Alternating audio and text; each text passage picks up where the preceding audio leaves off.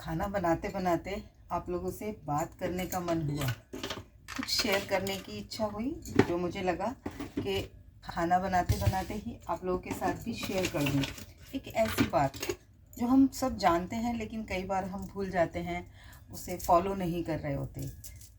साथ साथ खाना बना रही हूँ तो ध्यान उधर भी है। मेरी बात को सुनना और समझना मैं क्या कहना चाहती हूँ। हमारी भावनाओं का हमारे ऊपर कितना असर पड़ता है हम सब जानते हैं। इसका एक छोटा सा एग्जाम्पल है, हम रोज़ खाना बनाते हैं और हम किसी दिन किसी त्योहार पे प्रसाद का खाना बनाते हैं या कोई भोग का खाना बनाते हैं, तो दोनों खानों का स्वाद अलग होता है ना। वही सारे इंग्रेडिएंट, वही सारे मसाले, वही आटा, वही दाल, सब कुछ वही होता है, लेकिन जब हम वो प्रसाद के फॉर्म में बना रहे होते हैं तो उसका टेस्ट अलग हो जाता है। आम तौर पे हलवा बनाएं और भोग का हलवा बनाएं, आप देखोगे उसमें टेस्ट अलग होगा। अलग ही टेस्ट आता है उसमें, क्योंकि वहाँ पर हम किस भावना से बना रहे होते हैं। नॉर्मली खाना बनाते वक्त कई बार हमें याद भी नहीं रहता कि हमारे मन के अंदर कौन से विचार चल रहे हैं। हम उस वक्त पता नहीं किन किन कलाबाजियों में खोए होते हैं, किन किन विचारों में खोए होते हैं, पता नहीं कौन कौन सी चिंताएं चल रही होती हैं, और खाना बन भी जाता है क्योंकि हमें आदत होती है उस काम को करने की जिसको बिना सोचे समझे हमारा शरीर कर लेता है। जैसे लोग ड्राइव करते हैं वैसे ही हम महिलाएं खाना बना लेते हैं। तो बेहोशी कह सकते हैं उसको, सजगता नहीं होती है वो, लेकिन हम बना लेते हैं। तो उसमें कौन सी ऊर्जा जाएगी? हमारे अंदर जो विचार चल रहे हैं, चिंता के, दुख के, किसी ने कुछ बोल दिया है, चुभ गया है, वो याद आ रहा है, उसने मुझे ऐसे क्यों बोला, मेरे तो सब पीछे पड़े हुए थे, उसने मेरी बेइज्जती कर दी, उसने मेरी इंसल्ट कर दी, मुझे कोई पूछ नहीं रहा, मुझे कोई प्रेम नहीं कर रहा। इस तरीके के विचारों में अगर हम खाना बनाएंगे तो क्या आप एग्री करते हो मेरे से? मैसेज में ज़रूर लिखना कि वो एनर्जी भी तो उस खाने में जाएगी जिसे हम छू रहे हैं। जब एक माँ प्रार्थना करते वक्त अपने बच्चे के लिए, जब वो बीमार होता है और उसके सर पे हाथ फेरती है तो बच्चे को आराम मिल जाता है, कई बार वो सो जाता है। तो वो ऊर्जा जब उस माँ के हाथों से उस बच्चे के शरीर में ट्रांसफ़र होती है तो ये वाली ऊर्जा भी तो ट्रांसफ़र होगी जो हमने उस खाने को छू रहे हैं बनाते वक्त। चिड़न की, झुंझलाहट की, परेशानी की, जो भी फीलिंग्स हमारे अंदर चल रही हैं, उनकी जो ऊर्जा हमारे शरीर से, हमारे हाथों से उस खाने में जा रही है, फिर वो जो खाना लोग खाएंगे उन तक भी जाएगी। तो सजगता के साथ हम अगर खाना बनाना शुरू कर दें, हम ये देखें कि खाना बनाते वक्त हम सबसे अच्छा तरीका तो मैं जो करती हूँ जनरली वो ये होता है कि खाना बनाते वक्त कोई ना कोई भजन चला लेती हूँ या कोई ना कोई मंत्र जाप चला लेती हूँ। मोस्टली मेरी किचन में भी एक चलता रहता है, ओम नमः शिवाय का जाप। उस जाप को मन ही मन करते वक्त जब खाना बना रहे होते हैं तो वो भी प्रसाद की तरह हो जाता है, सकारात्मक ऊर्जा से भर जाता है। वो खाना हमारे परिवार के लिए या जो भी उन्हें खाएगा उनके लिए पॉजिटिव एनर्जी लेके जाएगा। ख़ास तौर पर बनाते वक्त अगर कोई इशू चल रहा है तो उसकी हीलिंग की अफर्मेशंस मन में हम दोहरा सकते हैं उस खाने को बनाते वक्त। तो सकारात्मक ऊर्जा के साथ जैसे जैसे भोग बनाते हैं, जैसे प्रसाद बनाते हैं, अगर हम डेली अपना खाना अपने घर की रसोई में वैसे ही बनाएं तो वो खाना भी हमारे लिए रोज़ भोजन ना होके भोग हो जाएगा। तो थोड़ा सा एक आइडिया ऐसा लगा था कि ये आपके साथ शेयर करूं, जो मैं जनरली करती हूं अपने घर में खाना बनाते वक्त।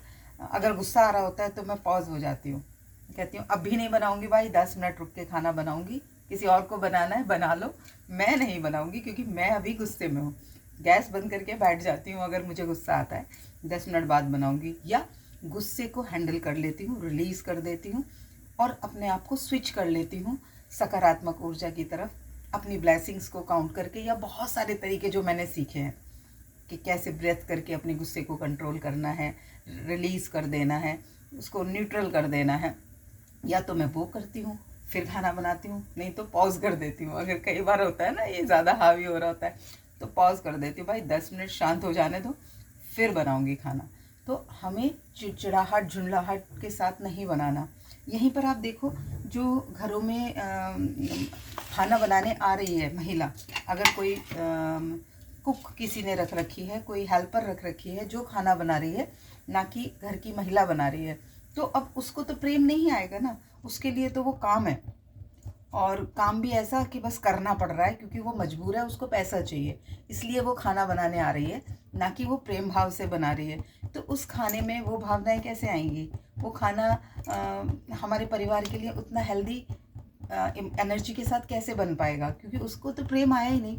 जैसे हम लोग अपने बच्चों के लिए, अपने पति के लिए कुछ खाना बनाते हैं, तो या परिवार के और लोगों के लिए खाना बनाते हैं, वो खाएंगे, उन्हें अच्छा लगेगा, ये चीज़ उन्हें पसंद है, अच्छा ऐसा और कर दूं, ये चीज़ और इस तरीके को अपना लूं ताकि खाना और टेस्टी बने, और उस फीलिंग के साथ बनाते हैं ना कि उन्हें अच्छा लगेगा, बच्चों को अच्छा लगेगा, ये उसकी फेवरेट चीज़ है, हस्बैंड को अच्छा लगेगा, ये उनकी फेवरेट चीज़ है।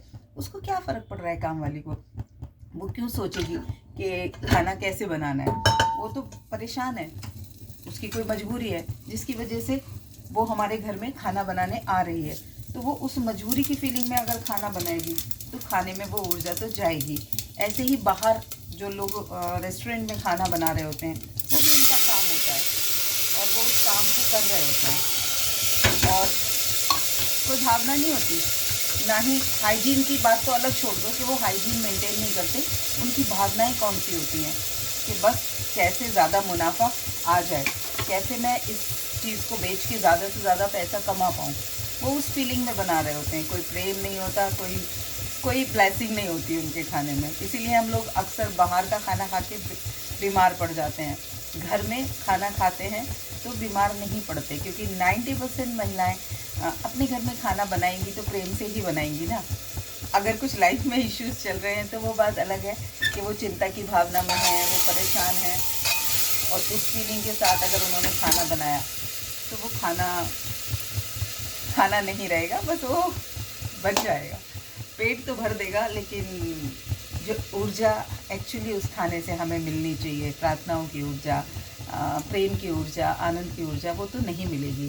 तो अगर आगे से ये एक तरीका अपनाएं कि कुछ मंत्र जाप करते वक्त खाना बनाएं, या अच्छी भावना के साथ खाना बनाएं, बोझ की तरह ना बनाएं, उसको प्रेम के साथ बनाएं, तो खाने का स्वाद अलग आएगा।